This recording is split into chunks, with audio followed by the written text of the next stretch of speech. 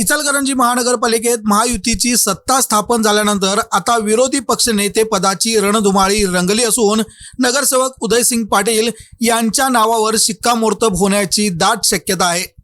दुसरा सर्वात मोठा पक्ष म्हणून उभ्या असलेल्या शिवशाहू विकास आघाडीने आपली राजकीय चाल वेगाने टाकत गटनेते उदयसिंग पाटील यांची विरोधी पक्ष नेतेपदी नियुक्ती करावी अशी मागणी महापौर उदय धातुंडे यांच्याकडे अधिकृत पत्राद्वारे केली आहे।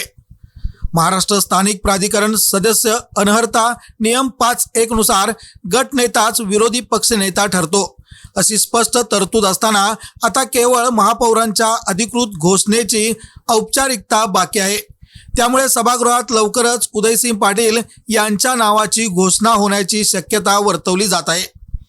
3 वेळा जनतेतून निवडून आलेले उदयसिंग पाटील हे अनुभवी आणि आक्रमक नेतृत्व म्हणून ओळखले जातात। त्यांच्या राजकीय परंपरेलाही भक्कम वारसा आहे। वडील माजी उपनगराध्यक्ष तर आई नगरसेविका होत्या। बांधकाम समिती सभापती म्हणून काम करताना त्यांनी शहराच्या विकासाला गती दिली। त्यांच्या कार्यकाळात ऐतिहासिक शिवतीर्थ साकारले गेले।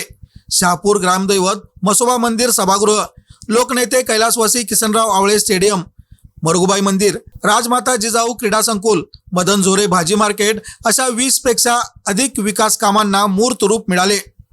शहापूरचा ढाण्यावाग अशी ओळख असलेले उदयसिंग पाटील आता सभागृहात विरोधी पक्षाचा बुलंद आवाज बनण्यासाठी सज्ज झाले आहेत।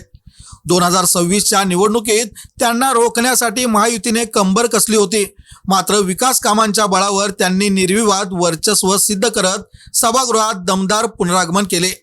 आता विरोधी पक्ष नेतेपदी त्यांच्या निवडीची घोषणा कधी होते याकडे राजकीय वर्तुळाचे लक्ष लागले असून सभागृह नेतेपदी कोणाची वर्णी लागते याबाबत ही उत्सुकता शिगेला पोहोचली आहे आणि ही इचलकरंजीच्या राजकारणात नव्या संघर्ष पर्वाची चाहूल लागली आहे।